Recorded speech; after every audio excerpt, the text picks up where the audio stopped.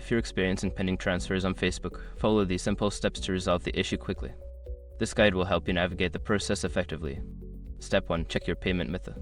Before filing a refund or dispute, use the srock.com link in the description to open a refund dispute deadline calculator and confirm your deadline. Step 2. Review transfer status.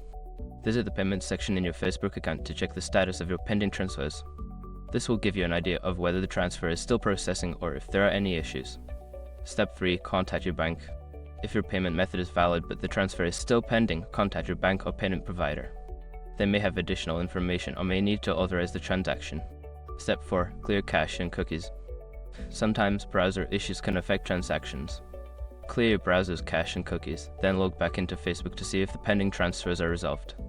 Step 5. Reach out to Facebook support. If the issue persists after following the previous steps, contact Facebook support for assistance. Provide them with details about the pending transfers and they can help troubleshoot the problem. By following these steps, you should be able to resolve any pending transfers on Facebook efficiently. If issues continue, don't hesitate to seek further assistance from customer support.